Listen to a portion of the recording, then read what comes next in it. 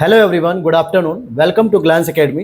दोस्तों, आज हम लोग कवर करेंगे आरओ के पीवाईक्यू सीरीज में आखिरी सब्जेक्ट हमारा जो बचा हुआ था इकोनॉमिक्स का, जिसमें हम लोग 2010 से लेकर 2021 तक के पूरे पेपर को सॉल्व करेंगे, जिसमें प्रीलिम्स और मेंस दोनों को इंक्लूड किया गया है और एक ही क्लास में हम लोग कंप्लीट कर लेंगे। इससे पहले हम लोगों ने geography, history, polity, science, environment, इन सभी चीज़ों को हमने कंप्लीट कर लिया था। केवल बच रहा है आपका इकोनॉमिक्स। और इससे पहले हम लोगों ने यूपी पीसीएस के प्रीलिम्स के सारे पेपर 2015 से 23 तक के सभी लगभग 7 से 8 सब्जेक्ट को कंप्लीट कर लिया है। तो अगर अभी तक आप लोगों ने उन वीडियोस को नहीं देखा है और आप लोग यूपी पीसीएस प्रीलिम्स का एग्जाम देने जा रहे हो 27 अक्टूबर को, या फिर आरओ का पेपर देने जा रहे हो, तो अभी भी समय है, उन वीडियोस को देख लो, क्योंकि पीवाईक्यूज देख कर जाना बहुत जरूरी होता है। हमारी टीम ने सारे के सारे पीवाईक्यूज हैंड रिटन नोट्स में किए, जिससे कम समय में आप मल्टीपल रिवीजन कर सकते हो और सारे फैक्ट्स को बहुत अच्छे से डिज़ाइन किया गया उसको, ताकि आप तैयार कर सकते हैं। तो चलिए शुरू करते हैं आज के इस क्लास को। प्रीलिम्स 2021 से हम शुरू कर रहे हैं। तो प्रीलिम्स 2021 में अगर हम बात करें तो यहाँ पर आप देखोगे पहला ही प्रश्न आपसे क्या पूछा जा रहा है, कुछ योजनाएं हैं और उनके ईयर दिए हुए मिलान करने के लिए। जैसे महिला समृद्धि योजना की बात करेंगे तो 1993 में इसको शुरू किया गया। महिला स्वशक्ति योजना की बात करेंगे तो 1998 में शुरू किया गया। महिला साम्राज्य योजना 1989 में, और राष्ट्रीय पोषाहार मिशन 2001 में। देखा जाए कहीं ना कहीं ये सभी योजना महिलाओं के विकास और महिलाओं के सशक्तिकरण से संबंधित पूछी गई हैं। अब यहाँ पे पंचवर्षीय योजना पूछा जा रहा है और विकास का मॉडल पूछा जा रहा है। जैसे पहली पंचवर्षीय योजना जो मॉडल था वो हैरल्ड डॉमर मॉडल का था, जो कि एग्रीकल्चर डेवलपमेंट पे रिलेटेड था, कृषि के विकास पे संबंधित था। और दूसरी जब पंचवर्षीय योजना आती है, महालनोबिस जी के नाम से आती है, पीसी महालनोबिस, जिन्होंने हैवी इंडस्ट्रीज पर ज़्यादा फोकस किया कि हम भारी उद्योगों पर व्यय करेंगे, पूंजीगत वस्तुओं पर व्यय करेंगे, तो छोटे छोटे जो सब्सिडरीज इंडस्ट्रीज होती हैं उनका भी ग्रोथ अच्छा होगा। तीसरी पंचवर्षीय योजना एस चक्रवर्ती मॉडल के नाम से जानी जाती है, और चौथी पंचवर्षीय योजना अशोक रुद्र मॉडल के नाम से जानी जाती है। लेकिन भारतीय अर्थव्यवस्था पे जो सबसे लंबे समय तक प्रभाव छोड़ती है वो अपनी 1956 से लेकर 1991 तक सेकंड पंचवर्षीय योजना का ही सबसे ज्यादा प्रभाव देखने को मिलता है। फिर यहाँ पे एक और प्रश्न पूछा गया है, भारत की राष्ट्रीय अर्थव्यवस्था का सबसे बड़ा स्रोत क्या है? भाई, आपकी इकोनॉमी में जो जीडीपी कलेक्ट होता है, नेशनल इनकम, उसमें सबसे बड़ा रोल होता है सर्विस सेक्टर का। वर्तमान में भी लगभग 53% के आसपास सर्विस सेक्टर का रोल है, और उद्योग का लगभग 28% के आसपास रोल है, और कृषि का लगभग 18 से 20% के आसपास इसका रोल रहता है। तो ये आपके क्या हो गया, इस तरीके से पता चलता है कि जीडीपी में कितने से 3 सेक्टर में से सबसे अधिक योगदान किसका है। एक किसान है जिसके पास अगर 1 से 2 हेक्टेयर तक ही खेत या भूमि है, जोत का आकार है, तो उसको लघु कृषक कहा जाता है। और अगर वो किसान ऐसा है जिसके पास 1 हेक्टेयर से भी कम भूमि है खेती करने के लिए, तो उसको सीमांत कृषक कहते हैं, अर्थात सीमाहीन कह देते हैं। और 2 से 4 हेक्टेयर वाले को अर्ध मध्यम कहते हैं, 4 से 10 हेक्टेयर को मध्यम कह देते हैं, और 10 हेक्टेयर या इससे अधिक वाले किसान को बड़े या बृहत जोतकार कहते हैं, कृषक कहते हैं। तो सिंपली इसका कैटेगरी होता है 1 हेक्टेयर से कम होने पर सीमांत कृषक, 1 से लेकर लगभग 10 के बीच में भी चले जाओ, 1 से 2 के बीच में लघु कृषक, और उसके बाद 10 से अधिक में बृहत कृषक होते हैं। भारत में जिन व्यवसायों का विनियोग 1 करोड़ रुपए तक और कारोबार 5 करोड़ रुपए तक है, उन्हें जाना जाता है सूक्ष्म उद्यम। जैसे अभी एक नई परिभाषा भी ला दी गई है, अगर आपने देखा होगा तो। अब उस नई परिभाषा के तहत क्या कह दिया गया है कि अगर आपका विनियोग यानी इन्वेस्टमेंट 1 करोड़ से लेकर वार्षिक टर्नओवर 5 करोड़ तक है, तो ये हो जाएगा आपका किसमें, सूक्ष्म में हो जाएगा, यानी माइक्रो में। फिर मीडियम में 1 से 10 करोड़ तक अगर आप कर रहे हो तो 5 से 50 करोड़ तक, और उसके बाद मध्यम में 10 से 50 करोड़ के बीच में कर रहे हो, 50 से 250 करोड़। तो अब इसको छोड़ दो। अब ये तो हो गई पुरानी रेट है, मैं आपको नई बता देता हूँ, सिंपल सी बात है। तो यही आपका नया वाला है, लेकिन आपको तरीका क्या करना है, सूक्ष्म के लिए आपको 1 से लेके 5 करोड़ यानी 5 गुना आपका टर्नओवर होगा, और लघु के लिए आपका हो जाएगा 5 से 5 गुना, कितना हो जाएगा, मतलब आप अगर देखोगे इसको तो कितना हो जाएगा, लगभग 50 करोड़ हो जाएगा यहाँ पे 10 गुना। और अगर इसी तरीके से आगे देखोगे तो 50 से कितना हो जाएगा, 250 करोड़ रुपए। तो इस तरीके से आपको बस गुना याद रख लेना कि इतने मतलब मल्टीप्लायर तक ये जाएगा। आगे देखते हैं, अगला एक प्रश्न है कि भारत के कृषि उत्पाद व्यापार वाणिज्य बिल 2020 में किसका उल्लेख किया गया है? तो आवश्यक वस्तुएं, संविदा कृषि उत्पादन विपणन समितियों का उल्लेख किया गया, जबकि एमएसपी का वर्णन नहीं किया गया इसमें। ये 2020 में जो पूछा गया था। सितंबर 2020 में किसानों के हित के लिए 3 विधेयक पारित किए गए थे, जिसका कानून विरोध किया गया किसानों के द्वारा, फिर उसको रिटर्न कर लिया गया। लेकिन वो कौन कौन से किसान बिल थे? किसान उपज व्यापार वाणिज्य संवर्धन सुविधा विधेयक 2020, मूल्य आश्वासन कृषि सेवाओं पर कृषक सशक्तिकरण संरक्षण अनुबंध विधेयक 2020 और आवश्यक वस्तु संशोधन अधिनियम 2020। तो ये 3 बिल थे, लेकिन इसको फिर सरकार के द्वारा वापस लिया गया जब किसानों के द्वारा इसका प्रोटेस्ट किया गया। अब यहाँ पे कुछ कंपनीज के रूल्स हैं जिनके ईयर मिलान करने के लिए दिए गए, जैसे कंपनी अधिनियम के लिए 2013 को माना जाता है, साझेदारी अधिनियम जिसको पार्टनरशिप कहते हैं 1932, वस्तु विक्रय अधिनियम 1930, भारतीय संविदा या संविदा अधिनियम 1872 में है। अब ऐसे ऐसे ये प्रश्न हैं दोस्तों जो प्रीलिम्स में आपसे पूछे जाते हैं। जनरली जो करंट अफेयर्स, इकोनॉमिक सर्वे और बजट पे आधारित होते हैं वो प्रश्न तो आप कर लेते हो, लेकिन जो बेसिक स्टैटिक वाले प्रश्न होते हैं जो आपको पीवाईक्यूज से ही रिपीट होते हैं, तो उन्हें आप बिना पीवाईक्यूज के नहीं कर पाओगे। तो आरबीआई के गवर्नर और उनके कार्यकाल, जैसे आईजी पटेल साहब का देखें 1977 से 82 तक, मनमोहन सिंह जी का 82 से 85 तक, सी रंगराजन जी का 92 से 97 तक और सुब्बा राव जी का 2008 से 2013 तक है। 2017 के प्रीलिम्स की बात कर लेते हैं अब जरा। उत्पादक कीमत सूचकांक मापता है, किसको मापता है भाई? उत्पादक का मतलब क्या हो गया? प्रोड्यूसर, ठीक है। प्राइस इंडेक्स पीपीआई के बारे में पूछ रहा है। और इकोनॉमिक घटना चक्र शॉर्ट नोट्स की क्लास में मैंने आपको बताया भी था कि ये वस्तुओं और सेवाओं की कीमत में औसत परिवर्तन को देखते हैं। और एक मैंने आपको बताया था डब्ल्यूपीआई होलसेल प्राइस इंडेक्स, ये ओनली गुड्स की बात करता है, सामान की, वस्तुओं की मतलब। और एक मैंने आपको बताया था सीपीआई, जिसके अंतर्गत आपको क्या देखने को मिलेगा? गुड्स एंड सर्विसेज दोनों। तो पीपीआई और सीपीआई दोनों में गुड्स और सर्विसेज को रखा जाता है। हालांकि इसके लिए 21 अगस्त 2014 को बीएन गोलदार की अध्यक्षता में एक कार्यदल ने अपनी रिपोर्ट सबमिट की थी 31 अगस्त 2017 को। पीपीआई के संदर्भ में बीएन गोलदार समिति का संबंध माना जाता है। अगला प्रश्न है, भारत के राज्यों में से कौन सा राज्य चावल का सर्वाधिक उत्पादन करता है प्रति हेक्टेयर? तो पंजाब करता है। यानी चावल का टोटल कुल उत्पादन की बात करें तो वेस्ट बंगाल में, जैसे सर्वाधिक उत्पादन वेस्ट बंगाल में है, लेकिन प्रति हेक्टेयर की प्रोडक्टिविटी के तौर पे पंजाब आता है। भारत में 32% भाग पर चावल की खेती की जाती है और यहाँ संपूर्ण विश्व का, यानी भारत में जितनी भी चावल की खेती उत्पन्न होती धान की 21.6% होती पूरे विश्व का। फिर यहाँ पे फसल और पौधे रोपण की बात हो रही है और उसके उत्पादक राज्यों की बात हो रही है। जैसे चाय की बात करेंगे तो आसाम में होती है, जूट की बात करेंगे तो वेस्ट बंगाल, गन्ने की बात करेंगे तो यूपी, रबर की बात करेंगे तो केरल में हो गया। अब इसी तरीके से आपको पूछा जा रहा है स्टॉक मार्केट का। स्टॉक एक्सचेंज में कौन सट्टेबाज होते हैं? स्टैग होते हैं, लैम्डक होते हैं, तेजड़िया होते हैं, मंदड़िया होते हैं। ये चारों ही इसमें शामिल होते हैं, जबकि दलाल इसमें नहीं होते हैं। यह स्टॉक एक्सचेंज में एक मध्यस्थता का काम करते हैं, जबकि सट्टेबाज मुख्य रूप से बुल्स, बियर्स, लैम्डक और स्टैग होते हैं। 4 ही घटक होते हैं। कौन सी एजेंसी भारत से कृषि सामानों के निर्यात में सम्मिलित है? तो नेफेड है, स्टेट ट्रेडिंग कॉर्पोरेशन है, एमएमटीसी जो कि एक निर्यात की संस्था है, लेकिन इफ्को नहीं है, क्योंकि इफ्को रासायनिक उर्वरकों के उत्पादन और निर्यात से संबंधित है। ये कृषि सामानों से संबंधित नहीं होती है, क्योंकि इफ्को आपके फर्टिलाइजर से संबंधित है जो केमिकल युक्त है, एग्रीकल्चर प्रोडक्ट नहीं होता है ये। एमएमटीसी की स्थापना 1963 में हुई थी और दर्जा इसको सुपरस्टार ट्रेडिंग हाउस का दिया गया। इसका फुल नाम है खनिज और धातु व्यापार कॉरपोरेशन। देखिए, इसमें जो आपके बजट के प्रश्न थे या जिस समय पेपर हो रहा है उस समय के करंट अफेयर्स वाले प्रश्नों को अक्सर इनको इग्नोर कर दिया गया है, क्योंकि ऐसे प्रश्न की आवश्यकता अब नहीं होती है। इकोनॉमिक्स में हमेशा लेटेस्ट करंट अफेयर्स आता है। जैसे आप 2024 में देने जा रहे हो तो जनवरी से लेके पूरा सितंबर अक्टूबर तक का करंट अफेयर्स इकोनॉमी का और बजट इकोनॉमिक सर्वे तैयार होना चाहिए आपका। यहाँ पर देखेंगे कि हरित बॉन्ड के संबंध में, तो हरित बॉन्ड निवेश केवल जलवायु मित्र परियोजनाओं में है, बिल्कुल ठीक। और हरित बॉन्डों को सर्वप्रथम 2007 में यूरोपियन निवेश कोष ने जारी किया था और वर्ल्ड बैंक ने मिलकर। तो ये दोनों बातें सही हैं। यानी ग्रीन बॉन्ड के बारे में जो क्लाइमेट एक्शन को लेकर ध्यान रखने के लिए जारी की गई थी कि उससे जितना भी पैसा हम कलेक्ट करेंगे ग्रीन बॉन्ड से, उसको हम जलवायु परिवर्तन के लिए यूज करेंगे। और साथ ही साथ इसकी शुरुआत 2007 में यूरोपियन निवेश और वर्ल्ड बैंक के द्वारा की गई थी। हरित बॉन्ड वित्तीय बाजार में नवाचार है, एक तरीके से इनिशिएटिव है। और इस हरित बॉन्ड स्थिर ब्याज प्रतिफल के दीर्घकालिक परिपक्वता निवेश, यानी कि लॉन्ग टर्म मैच्योरिटी इन्वेस्टमेंट है। इंडियन बैंक की बात करेंगे तो पब्लिक सेक्टर की बैंक है। आईसीआईसी बैंक की बात करेंगे प्राइवेट सेक्टर है। सिटी बैंक की बात करेंगे फॉरेन बैंक है। और सारस्वत बैंक की बात करेंगे तो कोऑपरेटिव बैंक्स हैं। Deposit insurance and credit guarantee insurance निगम के बारे में अगर हम बात करें तो भारतीय रिजर्व बैंक ये की सहायक कंपनी के तौर पे काम कर रही है और 5 लाख रुपए की जमा इसके द्वारा बीमित होती है।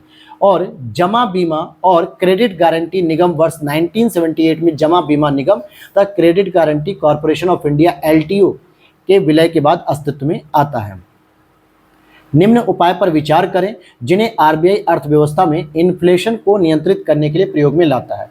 तो बैंक रेट में वृद्धि करता है, बिल्कुल सही बात है। जब ये वाणिज्यिक बैंकों को एक दीर्घकालिक लोन प्रोवाइड कराता है आरबीआई, तो उसके लिए बैंक दर का प्रयोग करता है। नगद आरक्षित अनुपात में वृद्धि करता है, बिल्कुल सीआरआर में अगर वृद्धि करेगा तो कहीं ना कहीं बैंकों के पास लिक्विडिटी कम होगी, और जब बैंकों के पास लिक्विडिटी कम होगी यानी पैसा कम होगा तो बाजार में पैसा कम जाएगा, और जिससे लोगों के पास पैसा कम पहुंचेगा तो लोग डिमांड कम करेंगे और उससे महंगाई कम होगी। सांविधिक तरलता अनुपात में वृद्धि, बिल्कुल एसएलआर में वृद्धि करता है। हालांकि इसको आरबीआई के पास जमा नहीं किया था, इसको बैंक अपने पास ही सुरक्षित रखते हैं, इसको खर्च नहीं करते और इस पर ब्याज भी मिलता है। आरबीआई के ओपन मार्केट ऑपरेशन के तहत मुद्रास्फीति को नियंत्रित करने के लिए प्रतिभूतियों का विक्रय किया जाता है, न कि क्रय। ये ध्यान देना, अगर विक्रय नहीं होगा क्रय होगा तो कहीं ना कहीं आरबीआई सारी सिक्योरिटीज को जब बैंक से खरीद लेगी तो बदले में पैसा ही तो देगी, और बैंक अपने पास पैसा रखते नहीं है, वो कर देते हैं पब्लिक में डिस्ट्रीब्यूट लोन के माध्यम से, तब तो मुद्रास्फीति बढ़ जाएगी। इसीलिए विक्रय किया जाएगा, न कि क्रय। अगला प्रश्न है, जब देश के भुगतान उनके व्यापार में वस्तुओं सेवाओं स्थानांतरण और विशुद्ध आय की प्राप्तियों से अधिक हो जाते हैं तो उसे चालू खाता का घाटा कहा जाता है, यानी कि करंट अकाउंट डेफिसिट कहा जाता है। इसमें 3 प्रकार के लेन देन होते हैं करंट अकाउंट में, जैसे वस्तुओं और सेवाओं के आयात निर्यात, कर्मचारियों विदेशी निवेश से प्राप्त आय व खर्च, और विदेशों से प्राप्त अनुदान राशि, उपहार और विदेशों में बसे कामगारों द्वारा भेजा गया विप्रेषण या रेमिटेंस कहते हैं। अच्छा, रेमिटेंस से संबंधित जो रिपोर्ट होती है दोस्तों वर्ल्ड बैंक के द्वारा जारी की जाती है। पूरी दुनिया में भारत नंबर 1 है और नंबर 2 पे चाइना है, फिर मैक्सिको है, जिसके पास रेमिटेंस सबसे अधिक आता है, यानी विदेशों से आय आती है। अगला प्रश्न है आपका, डब्ल्यूटीओ के सरकारी डब्ल्यूटीओ वर्ल्ड ट्रेड ऑर्गेनाइजेशन के अंतर्गत सरकारी एमएसपी और बाजार मूल्य के अंतर जब सीधे किसानों को भुगतान किया जाता है तो उसे कहा जाता है नीला बॉक्स सहायिका, यानी कि ब्लू बॉक्स सब्सिडीज कहा जाता है। नीले बॉक्स के अंतर्गत प्राप्त सब्सिडी व्यापार में विकृति उत्पन्न करती है, क्योंकि किसानों को जो आय देते हो, आप सुविधा देते हो, सब्सिडी देते हो, तो उनका प्रोडक्शन क्या होता है, सस्ता हो जाता है, जिससे वो सस्ते दामों पे ही बेच देते हैं, और जो कॉम्पिटिटर होते हैं उनके लिए प्रॉब्लम हो जाती है। हरे बॉक्स की सब्सिडी से उत्पादन व व्यापार पर सबसे कम प्रतिकूल प्रभाव पड़ता है।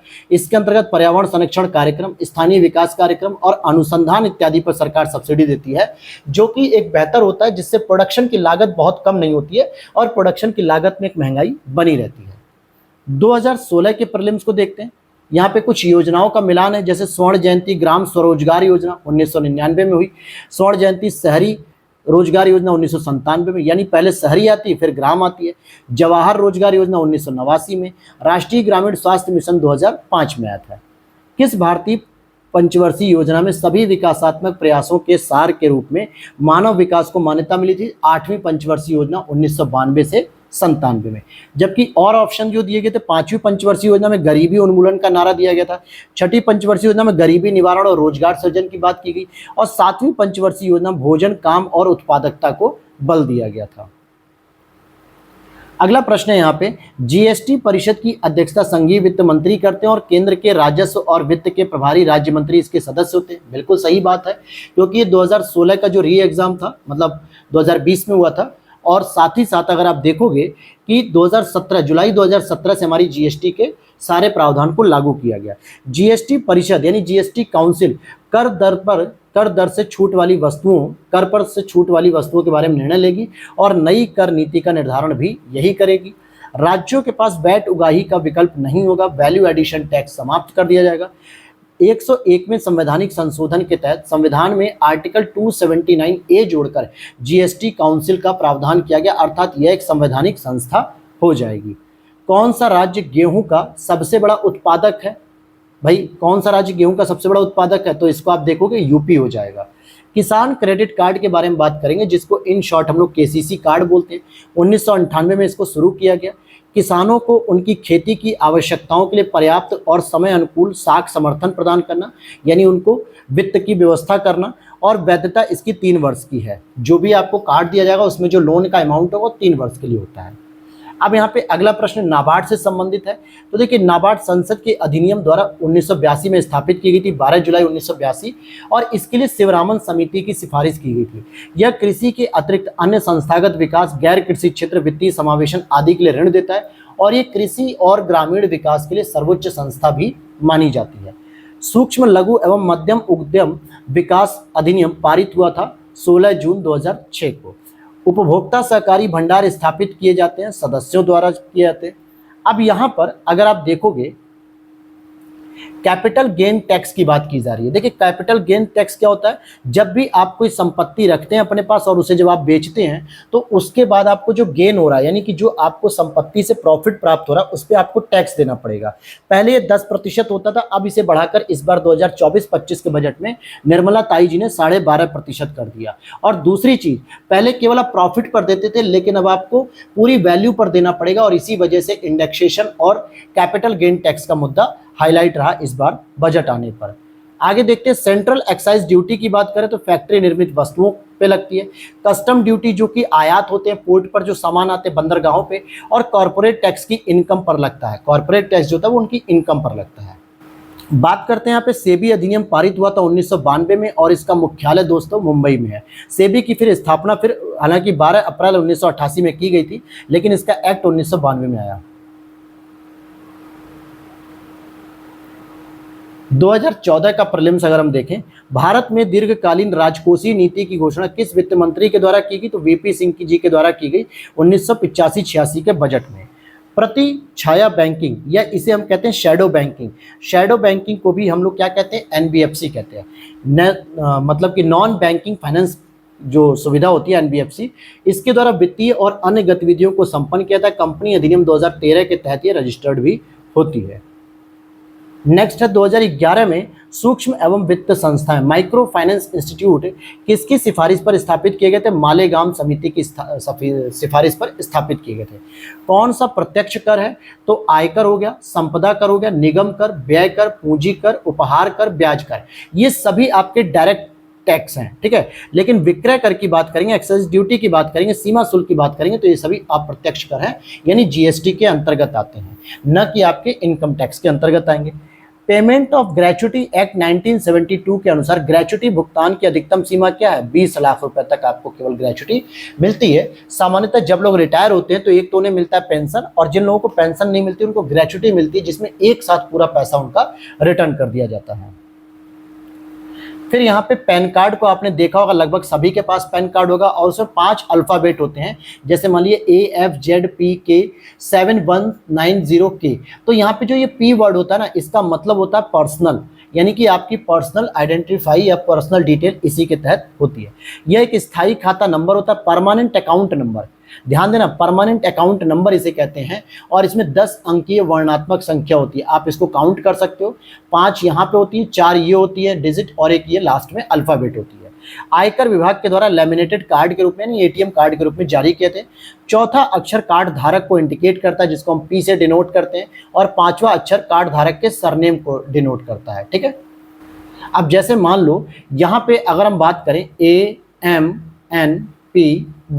7070 और L, अब ये लिख दिया, तो यहाँ पे P का मतलब हो गया उस व्यक्ति के बारे में डिटेल है, और इस Y का मतलब क्या हो गया? जैसे यहाँ पे टाइटल हो जाएगा यादव, ठीक है। तो इस तरीके की चीजें यहाँ पर दी हुई हैं। अब 2013 के प्रीलिम्स की बात करते हैं, किस एक से समावेशित विकास को बढ़ावा देने की आशा है? तो ग्रामीण विकास से, कृषि विकास से, कृषकों को पर्याप्त साक्ष्य सुविधाएं देने से हम ये कह सकते हैं कि हमारा जो डेवलपमेंट होगा वो इंक्लूसिव डेवलपमेंट की ओर जा सकते हैं। राष्ट्रीय आय की ऊंची वृद्धि दर होने से हम ये नहीं कह सकते कि हमारा जो समाज है वो समावेशी रूप से विकसित हो रहा है। भाई ऊंची दर तो आप बड़े बड़े बिजनेस घराने की इनकम से भी हो सकते हो, कॉर्पोरेट टैक्स से भी हो सकते हो, लेकिन ग्रामीण विकास कहाँ हुआ? समावेशी विकास तभी होगा जब ग्रामीण और शहरी दोनों विकास होगा। कौन सा एक वित्तीय समावेशन की प्रक्रिया की सफलता में बाधक है? जैसे निम्न आय, निरक्षरता, बैंक शाखाओं का अभाव, इन सभी की वजह से लोग जो है कि क्या होंगे? वित्तीय इंक्लूजन नहीं होंगे, फाइनेंशियल इंक्लूसिव नहीं हो पाएंगे। विकास का भारतीय मॉडल किसके हितों की सुरक्षा करता है? व्यक्ति और राज्य पुष्टि। भारतीय अर्थव्यवस्था मिश्रित अर्थव्यवस्था है, ठीक है। और अगर हम बात करें भारत में गरीबी अनुमानों का आधार किस पे होता है, तो परिवार का उपभोग व्यय, यानी एक परिवार का जो कंजम्पशन होता है, कितना व्यय होता है उपभोग व्यय, उसी को कहा था गरीबी अनुमानों का आधार। इसके आंकड़ों को NSSO एकत्रित करता है, नेशनल सैंपल सर्वे ऑफिस इसको कहते हैं। गरीबी रेखा से नीचे जीवन यापन करने वाली जनसंख्या के अनुमान के नए मानक निर्धारित करने के लिए भारत सरकार ने एक समिति गठित की, और इस समिति के अध्यक्ष कौन थे? सुरेश तेंदुलकर जी इस समिति के अध्यक्ष थे। रिपोर्ट में कुल जनसंख्या का 37.2% जनसंख्या को गरीबी रेखा से नीचे बताया गया था जिस समय ये समिति आई थी। इस समय तो हमारी सरकार खुद क्लेम करती है कि लगभग हमारे यहाँ अब गरीबी घट के 24% से भी नीचे हो गई है। तेंदुलकर समिति ने भारत में गरीबी रेखा के नीचे जनसंख्या का कौन सा अनुमान आकलित किया था? तो लगभग 32.7% तक भी इन्होंने कहा, नहीं 32 पॉइंट नहीं दोस्तों, 37.2% होगा। सार्वजनिक वितरण प्रणाली की बात करते हैं, PDS की बात करते हैं, पब्लिक डिस्ट्रीब्यूशन सिस्टम की बात करें, तो मुख्य उद्देश्य क्या था कि सब्सिडाइज्ड कीमतों पर आवश्यक वस्तुओं को प्रदान करना, जैसे खाद्य सामग्री में चावल, गेहूं, दाल, चीनी, चना, मटर, ये सब 2 रुपये, 1 रुपये, 3 रुपये किलो के हिसाब से प्रोवाइड करना गरीबों को। और यह कीमत सहायक कार्यक्रम के तहत प्रारंभ की गई थी। इसकी स्थापना 1960 के दशक में उपभोक्ता मामलों, खाद्य और सार्वजनिक वितरण के मंत्रालय के अधीन थी। इसको भारतीय खाद्य सुरक्षा प्रणाली भी कहते हैं, और इसका संचालन केंद्र और राज्य के सम्मिलित प्रबंधन से होता है। केवल केंद्र नहीं ले सकता जिम्मेदारी, न ही राज्य ले सकता, दोनों को मिलकर इसको चलाना होता है। कौन मध्याह्न भोजन योजना को प्रारंभ एवं व्यवस्थित नहीं करता, यानी MDM को प्रारंभ और व्यवस्थित नहीं करता? तो ठेकेदार। और इसकी शुरुआत 15 अगस्त 1995। सिंपल है, ऑप्शन छोड़ो, आप ये देखो MDM योजना जो प्राइमरी और अपर प्राइमरी स्कूलों में बच्चों को निःशुल्क भोजन दिया जाता है, ये 15 अगस्त 1995 को शुरू की गई। स्कूल मैनेजमेंट, पंचायती राज संस्था, स्वयं सेवा समूह की भागीदारी भी इसमें सुनिश्चित होती है। सर्व शिक्षा अभियान 2001 में आया, साक्षर भारत मिशन 2009 में आया, ऑपरेशन ब्लैक बोर्ड 1987 में आया, राष्ट्रीय साक्षरता मिशन 1988 में आया। कौन एक न्यूनतम आवश्यकता कार्यक्रम के अंतर्गत है? ग्रामीण जलापूर्ति, प्राथमिक शिक्षा, नगरों की मलिन बस्तियों का सुधार, 5वीं पंचवर्षीय योजना 1974-79 में इसका प्रारंभ किया गया था न्यूनतम आवश्यकता कार्यक्रम का। राष्ट्रीय ग्रामीण स्वास्थ्य मिशन किस पंचवर्षीय योजना में आया दोस्तों? तो 10वीं पंचवर्षीय योजना, जिसका टाइम पीरियड था 2002 से 2007। हालांकि राष्ट्रीय ग्रामीण स्वास्थ्य मिशन को शुरू किया गया था 12 अप्रैल 2005 में, और मनमोहन सिंह प्रधानमंत्री थे, उनके द्वारा इसको शुरू किया गया। आम आदमी बीमा योजना को प्रारंभ किया गया 2 अक्टूबर 2007 को। निर्धनता रेखा से नीचे अर्थात बिलो पॉवर्टी लाइन, गरीबी रेखा से नीचे भूमिहीन परिवार जिनके पास कोई जमीन नहीं थी, उनके लिए शुरू किया गया। 18 से 59 आयु के भूमिहीन श्रमिकों को इसमें शामिल किया गया। 1818 ईस्वी में पहला सूती वस्त्र कारखाना किस क्षेत्र में शुरू हुआ? पश्चिम बंगाल के फोर्ट ग्लास्टर में। हालांकि विफल हो गया, फेल हो गया। विश्व की सर्वप्रथम कॉटन टेक्सटाइल प्लांट की स्थापना ग्रेट ब्रिटेन के मैनचेस्टर में 18वीं सदी में शुरू की गई थी। जनवरी 2005 में फाइनेंशियल इंक्लूजन पर बनाई गई समिति के अध्यक्ष कौन थे? सी रंगराजन जी थे, यानी वित्तीय समावेशन पर बनाई गई थी। इनका उद्देश्य क्या था कि छोटे और मझोले उद्योगों व कम आय के परिवारों को वित्तीय सेवाओं के प्रसार के लिए सुझाव देना और वित्तीय समावेशन हेतु सिद्धांत तैयार करना कि किस प्रकार से हम वित्तीय समावेशन को बढ़ावा दे सकते हैं। एक अगला प्रश्न पूछा जा रहा है, भारतीय हीरा संस्थान कहाँ स्थापित है? सूरत में स्थापित किया गया था 1798 में। और सबसे अधिक जो हीरे के व्यापारी है ना, वो सूरत में ही है दोस्तों, पूरे भारत में। कौन सा फुटलूज उद्योग का उदाहरण है? सॉफ्टवेयर उसे कहते हैं फुटलूज उद्योग का मतलब परिवहन या संसाधनों से प्रभावित हुए बिना किसी स्थान पर स्थित हो सकता है, चाहे वहाँ पे परिवहन हो या ना हो, इसको फुटलूज कहा जाता है। 2010 का प्री री एग्जाम की बात करें तो एक क्वेश्चन मात्र था, स्वाधार योजना कठिन परिस्थितियों में महिलाओं के लिए स्थिति था। महिला विकास बाल विकास मंत्रालय के द्वारा 2001-2 में शुरू किया गया था कि महिलाओं का सशक्तिकरण किया जाए जो कठिन परिस्थितियों में रहती हैं, यानी ग्रामीण पृष्ठभूमि में भी रहती हैं। अब 2010 के प्रीलिम्स की बात करें, कौन सा कार्यक्रम ग्रामीण अवस्थापना विकास का कोष RIDF के अंतर्गत चलता है? तो ग्रामीण जलापूर्ति, ग्रामीण सड़कें, ग्रामीण विद्युतीकरण। RIDF जो प्रोग्राम है दोस्तों, ये नाबार्ड के अंतर्गत संचालित किया था, नाबार्ड के अंतर्गत। तो RIDF उसी के अंतर्गत संचालित किया था, ग्रामीण स्तर पर जलापूर्ति, सड़कें और विद्युतीकरण के लिए काम करते हैं। ग्रामीण अवस्थापना या बुनियादी ढांचे के क्षेत्र में 1995-96 में 2000 करोड़ रुपए से ग्रामीण अवस्थापना विकास फंड RIDF को स्थापित किया गया था नाबार्ड के अंतर्गत। फिर यहाँ पे हम देख लेते हैं आप देखोगे उत्तर प्रदेश में जो सरकारी बसें चलती हैं उन पे कई बार JNNURM लिखा होता है, जो कि शहरी अधोसंरचना से संबंधित होती है। Jawaharlal Nehru National Urban Renewal Mission दिसंबर 2005 में शुरू किया गया था, इससे शहरों का विकास किया था। और अक्सर सरकारी बसें जो सिटी बस जिसे हम लोग कहते हैं, जो शहर के अंदर ही चलती हैं, उन पे भी ये वर्ड लिखा रहता है। सार्वजनिक वस्तुओं की कीमत निर्धारण हेतु छाया कीमतों की अवधारणा को किसने प्रतिपादित किया था? तो जे टिनबर्निक ने किया था। और भारत में राष्ट्रीय आय मापने का कौन सा आधार वर्ष है? 2011-12 है। वार्षिक आर्थिक समीक्षा को तैयार करने के लिए कौन उत्तरदायी? तो वित्त मंत्रालय के द्वारा तैयार की जाती है और बजट की घोषणा से एक दिन पहले इसको प्रस्तुत किया था। जैसे 1 फरवरी को बजट आता तो 31 जनवरी को ही इकोनॉमिक सर्वे ला दिया जाता है। अगला प्रश्न है आपका, सहकारिता क्षेत्र में भारत का सबसे बड़ा उर्वरक कारखाना कहाँ स्थित है? फूलपुर यूपी, यानी कि जो इलाहाबाद के अंतर्गत आता है, फूलपुर में इफ्को का कारखाना है जो कि खाद्य से संबंधित है। विशेष कृषि एवं ग्राम उद्योग योजना का मुख्य उद्देश्य कृषि निर्यात का संवर्धन करने से संबंधित है। यहाँ पे गोस्वामी समिति की बात करेंगे तो औद्योगिक रुग्णता की समस्या, यानी रुग्णता मतलब क्या होता है? बीमारी, अर्थात जो उद्योग या जो औद्योगिक इकाई है, इंडस्ट्रियल जो कंपनी है, जो पूरी तरीके से खराब हो चुकी है, यानी कि अब उसमें कोई प्रॉफिट नहीं आ रहा, लगातार वो घाटे में चल रही है। जानकी रमन समिति शेयर घोटालों की जांच करने से संबंधित थी। मल्होत्रा समिति बीमा क्षेत्र में रिफॉर्म से संबंधित है। तारापोरे समिति भारतीय मुद्रा को चालू खाते पर परिवर्तनीयता यानी कि कन्वर्टिबिलिटी से संबंधित है। भारत में सिक्के जारी करने के लिए कौन अधिकृत है? तो वित्त मंत्रालय के द्वारा सिक्के जारी किए जाते हैं। जितने भी क्वाइंस होते हैं और 1 रुपए के नोट भी इन्हीं के द्वारा जारी किए जाते हैं। बाकी जो हमारी RBI है वो 2 रुपए से लेके 2000 रुपए तक का नोट जारी कर चुकी है और उसके पास अथॉरिटी है कि वो 10,000 रुपए तक की करेंसी को जारी कर सकती है।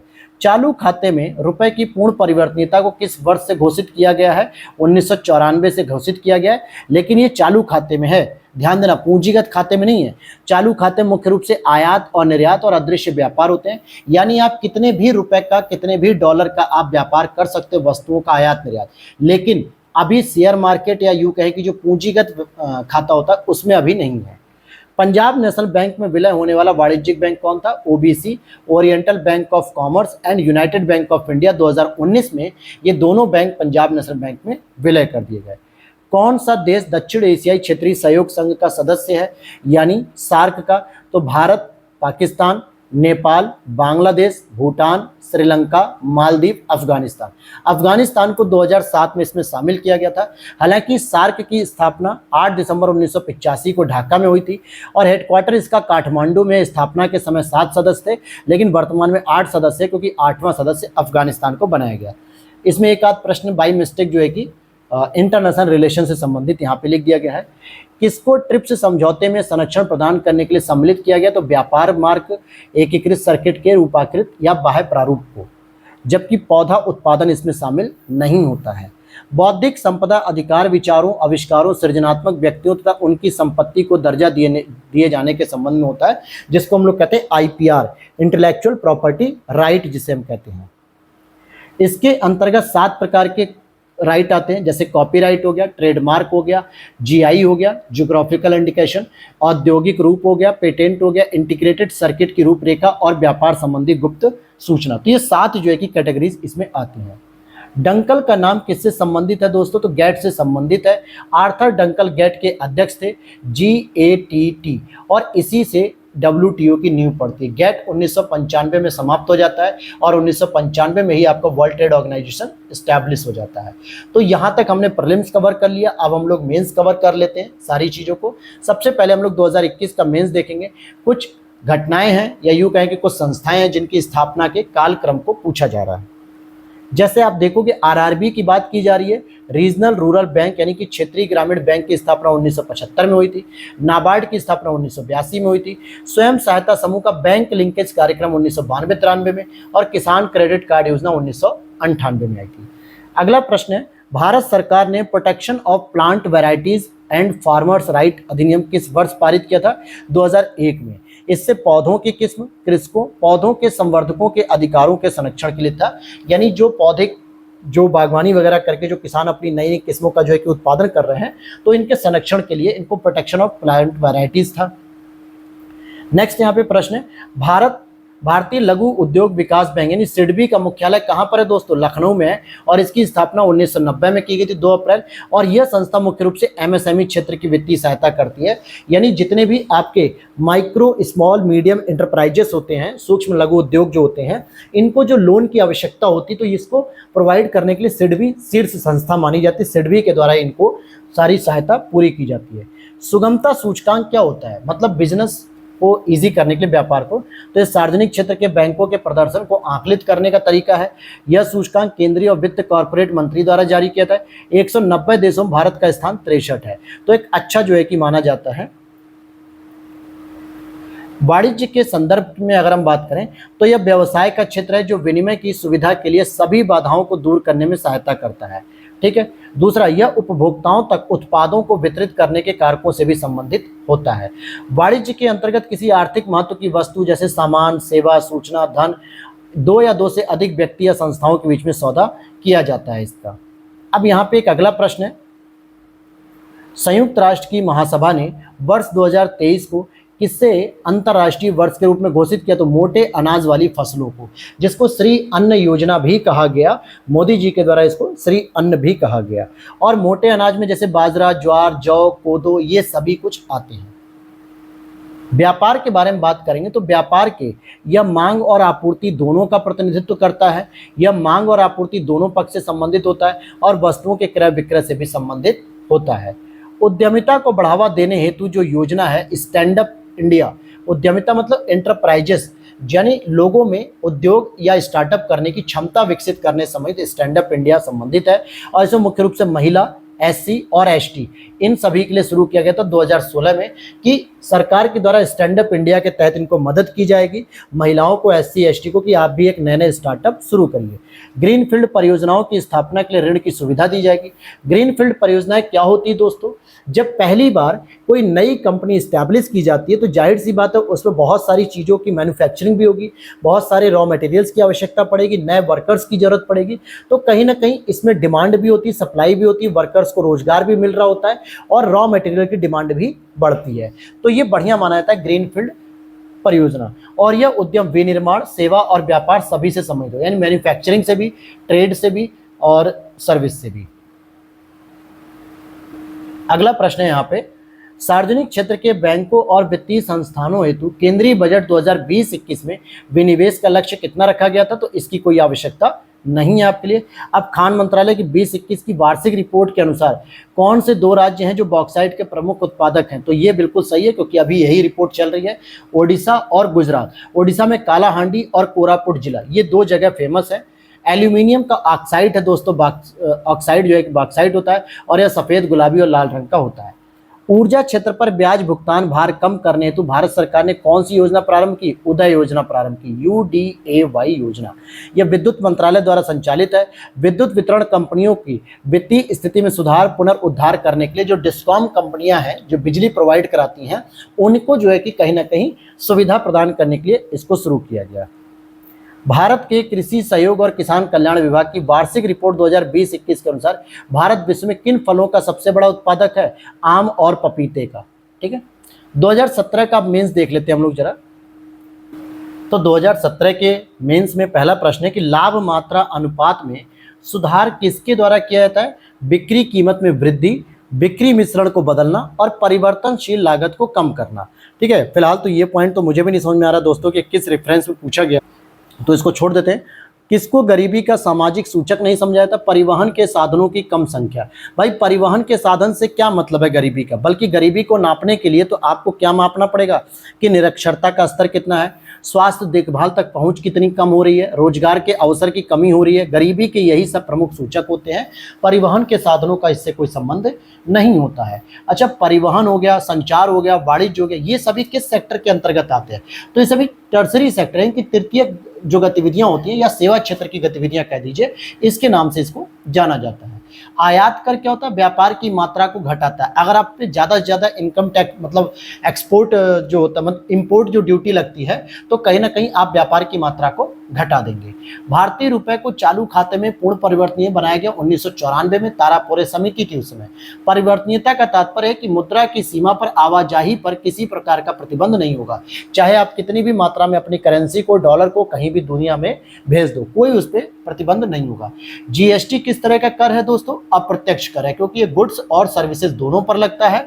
1 जुलाई 2017 से शुरू किया गया, 17 करों को एक कर में विस्थापित कर दिया गया और जीएसटी का एक नया कर लाया गया था। अगला प्रश्न यहाँ पे, मुद्रा और वित्तीय मामलों में सरकार का वित्तीय अभिकर्ता और सलाहकार कौन है? आरबीआई है। तो आरबीआई बैंक मतलब कि बैंकों का बैंकर्स तो है ही है, केंद्र सरकार और राज्य सरकारों का भी बैंकर है और साथ ही साथ सलाहकार भी है। उरुग्वे दौर किससे संबंधित है? डब्ल्यूटीओ और गेट, क्योंकि उरुग्वे दौर की वार्ता जो कि 89 से 93 तक चली थी, विश्व व्यापार संगठन को जन्म इसी ने दिया था और 1948 में स्थापित गेट का स्थान 1 जनवरी 1995 में डब्ल्यूटीओ ने ले लिया था और यूएन का भाग ये नहीं माना जाता है। हेडक्वार्टर इसका जिनेवा है, सदस्य इसके लगभग 164 है, लेकिन आज कितने सदस्य हैं ये आपको बताना है कमेंट सेक्शन में। और शुद्ध निर्यात किसके बराबर होता है? निर्यात माइनस आयात के बराबर। यानी अगर आपने 100 रुपए का निर्यात किया है और आपने आयात किया केवल 40 रुपए का, तो आपका जो शुद्ध निर्यात हुआ वो 60 रुपए का हुआ, प्रॉफिट ये हो गया। यह धनात्मक और ऋणात्मक दोनों हो सकता है, माइनस में भी जा सकता है, प्लस में भी आ सकता है। अब चलते हैं 2016 का मेंस री एग्जाम देखते हैं। भारतीय अर्थव्यवस्था कैसी है? मिश्रित अर्थव्यवस्था है, जिसमें निजी और सार्वजनिक दोनों क्षेत्रों का योगदान होता है। कौन सा समायोजित सकल आय की परिभाषा के अंतर्गत आता है? ब्याज आय, लाभांश यानी डिविडेंड और विदेशी मुद्रा लाभांश यानी फॉरेक्स गेन भी इसको कहते हैं। भारतीय लघु उद्योग विकास बैंक सिडबी का मुख्यालय कहाँ है दोस्तों? लखनऊ में है। 1990 में स्थापित किया गया था।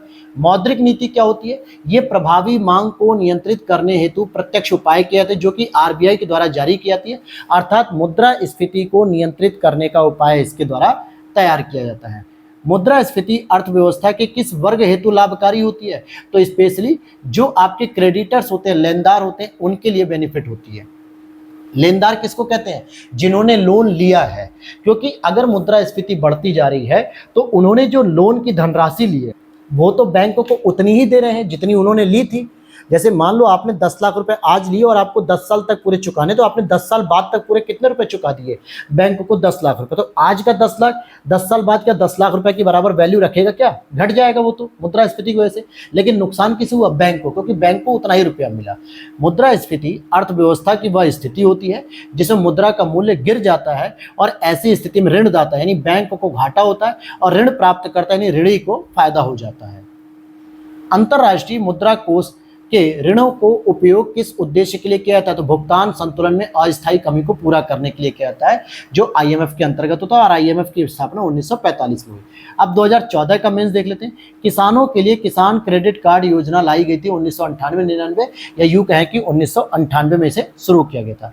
सिंगल विंडो के अंतर्गत व्यापक ऋण आवश्यकताओं के लिए समय पर पर्याप्त ऋण उपलब्ध कराना, जिससे किसान अपनी कृषि संबंधी समस्याओं का समाधान निकाल सके। कौन सी 2 दाल वाली तिलहनी फसल है? मूंगफली हो जाएगी। पीली क्रांति संबंधित है तिलहन के उत्पादन से। राष्ट्रीय केला अनुसंधान केंद्र स्थित है त्रिची, तमिलनाडु में। कृषि क्षेत्र का शीर्ष बैंक है नाबार्ड, जिसकी स्थापना 12 जुलाई 1992 में हुई थी।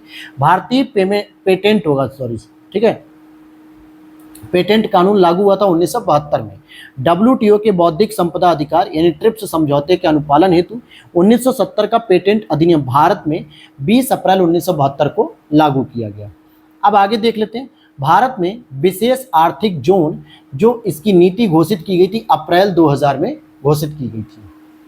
और इसके बारे में अगर हम बात करते हैं डब्ल्यूटीओ की, तो ये स्थित है कहाँ पे? जेनेवा में। और 1 जनवरी 1995 में उरुग्वे दौर की वार्ता के बाद इसकी स्थापना की गई थी। अब 2013 का मेंस देखते हैं। शहरी गरीबी की जड़ ग्रामीण क्षेत्रों में होती है, यह भी बात सही है। और ग्रामीण क्षेत्रों में शिक्षा का स्तर निम्न होता है, यह भी बात सही है। भारत में गरीबी स्तर का निर्धारण होता है घरेलू उपभोक्ता के व्यय के आधार पे, यानी उपभोक्ता जो होते हैं, कंज्यूमर होते हैं, उनके व्यय करने की क्षमता कितनी होती है, इनके आधार पे गरीबी का निर्धारण किया जाता है। Water prevention and control of pollution cess act लागू किया गया था 1977 में। इसकी मुख्य विशेषता थी कि जल प्रदूषण का निवारण और नियंत्रण किया जाएगा, जल की गुणवत्ता में सुधार किया जाएगा, केंद्रीय और राज्य बोर्डों का गठन किया जाएगा जो जल के निवारण और नियंत्रण के लिए गठित किए जाएंगे। फिर यहाँ पे मूंगफली की बात करें तो मूंगफली एक मुख्य फसल है किसकी? गैम्बिया की। गैम्बिया की। देश में एग्रो इकोलॉजिकल क्षेत्र कितने हैं भारत में? कृषि पारिस्थितिकी क्षेत्र 20 है। कौन संवैधानिक निकाय है? तो वित्त आयोग है, लोक सेवा आयोग है, चुनाव आयोग है। अब यहाँ पे 2010 का मेंस री एग्जाम को कवर करेंगे। जैसे वैश्वीकरण के बारे में पूछा जा रहा है, ग्लोबलाइजेशन के बारे में, तो इसने भारतीय उद्योगपतियों को विदेशी निवेश प्राप्त करने के लिए उत्साहित किया, बिल्कुल सही बात है। इसने शेयर के शिखर के उद्योगपतियों का विदेश में बड़े प्रतिष्ठानों को खरीदने के लिए अभिप्रेरित किया। भाई जो आपका वैश्वीकरण है, ग्लोबलाइजेशन है, इसमें क्या हुआ, आप एक देश से दूसरे देश में आसानी से व्यापार कर सकते हो, किसी भी कंपनी को खरीद सकते हो, इन्वेस्ट कर सकते हो, सारी सुविधाएं इसमें मिलने लगी। इसने विदेशी कंपनियों को भारतीय कंपनियों को खरीदने के लिए भी लायक किया, और इसने भारत में छोटे उद्यमियों के अस्तित्व पर भी खतरा उत्पन्न किया। कौन सा कार्यक्रम ग्रामीण भारत में गरीबी दूर करने के लिए था? तो IRDP, ट्राइसेम और NREP। इसकी बात करेंगे, IRDP आपका 1978 में शुरू किया गया, ट्राइसेम 79 में और NREP 1980 में। स्वतंत्र भारत की प्रथम औद्योगिक नीति की घोषणा की गई थी 1948 में। अब 2010 का मेंस देख लेते हैं, और यही हमारा लास्ट होगा, जिसके बाद RO के आपके प्रीलिम्स और मेंस दोनों की क्लासेस कंप्लीट हो चुकी हैं। अब आपके लिए रहेगी यूपीपीसीएस मेंस की सीरीज, जिसको मैं जल्दी शुरू करने वाला हूं 1 से 2 दिन में, जो 2012 से 2017 तक के ऑब्जेक्टिव प्रश्न है। उनकी PDF आपको टेलीग्राम पे फ्री में मैं पोस्ट कर दूंगा, वो आराम से इजीली आपको मिल जाएगी। और अब हमारे ध्येय IAS के टेस्ट सीरीज भी शुरू किए जा रहे हैं, तो आप उन्हें भी देख सकते हो। मेंस 2010 का पेपर देखें। कौन सा कार्यक्रम ग्रामीण अवस्थापना विकास कोष RIDF के अंतर्गत है? ग्रामीण जलापूर्ति, ग्रामीण सड़कें, ग्रामीण विद्युतीकरण, जबकि ग्रामीण उद्योग इसमें शामिल नहीं होता है। ध्यान से समझ लेना, RIDF जो प्रोग्राम होता है ये नाबार्ड के द्वारा चलाया गया था दोस्तों। किसके द्वारा? नाबार्ड के द्वारा। और इसमें ग्रामीण उद्योग शामिल नहीं होता, बस ग्रामीण जलापूर्ति, ग्रामीण सड़कें, ग्रामीण विद्युतीकरण। आर्थिक विकास की बात करेंगे तो संरचनात्मक परिवर्तन होता है। आर्थिक वृद्धि सकल घरेलू उत्पाद से संबंधित होती है। संपोषित विकास पर्यावरण से संबंधित होती है। जीवन की गुणवत्ता स्वास्थ्य से संबंधित होती है। भारत में गरीबी रेखा के निर्धारण का आधार क्या है? उपभोग का आंकड़ा, कि आप कितना उपभोग करने की क्षमता रखते हो। सुरेश तेंदुलकर की अध्यक्षता वाली समिति ने निर्धनता रेखा का निर्धारण उपभोग व्यय के आधार पर बताते हुए किया है कि व्यक्ति की उपभोग करने की क्षमता के आधार पर ही हम गरीबी का निर्धारण कर सकते हैं। राजीव आवास योजना का लक्ष्य क्या? मलिन बस्ती मुक्त भारत होना चाहिए। इसका प्रारंभ 2009 में किया गया था। भारत में व्यावसायिक बैंकों द्वारा साख सृजन का नियंत्रण कौन करता है? भारतीय रिजर्व बैंक करता है, जिसकी स्थापना 1 अप्रैल 1935 को हुई। राष्ट्रीयकरण इसका 1 जनवरी 1949 को की गई थी। ICIC की स्थापना 1955 में, IDBI की 1964, IFCI की 1948 और SIDBI की स्थापना 1990 में हुई थी। किसान क्रेडिट कार्ड को स्कीम से आच्छादित किया गया है, तो उपभोग साख और निवेश साख, इन दोनों ही प्रकार की जो साख है लोन की व्यवस्था, वो पूरी की तरीके से इससे आच्छादित की गई है। और आर्थर डंकल का नाम किससे संबंधित है? गेट से। इसकी स्थापना 1947 में हुई थी, लेकिन 1995 में इसका अस्तित्व समाप्त हो जाता है और उसकी जगह WTO को स्थापित किया जाता है। WTO के अंतर्गत कृषि पर समझौते यानी एग्रीमेंट ऑन एग्रीकल्चर, जिसको AOA कहा जाता है, के मुख्य 3 स्तंभ, जिसमें बाजार तक एक्सेस, आंतरिक समर्थन और निर्यात प्रतियोगिता। 1 जनवरी 1995 को WTO की स्थापना की गई थी। इससे पहले उरुग्वे दौर की वार्ता चल रही थी, जो कि इससे संबंधित है, बहुत ही इंपॉर्टेंट है। तो यहाँ तक इकोनॉमिक्स कंप्लीट हो गई। एंशिएंट वगैरह तो हम लोगों ने पहले से पढ़ ली थी। तो उम्मीद करता हूँ वीडियो अच्छी लगी हो तो लाइक कर देना दोस्तों, और इसी प्रकार की वीडियोज़ के लिए आप हमारे चैनल को सब्सक्राइब कर सकते हो। वीडियो के नीचे दिए गए टेलीग्राम चैनल को जरूर ज्वाइन कर लेना, वहाँ पर भी अपडेट्स आपको मिलती रहती हैं। तो मिलते हैं नेक्स्ट वीडियो में। Thanks for watching.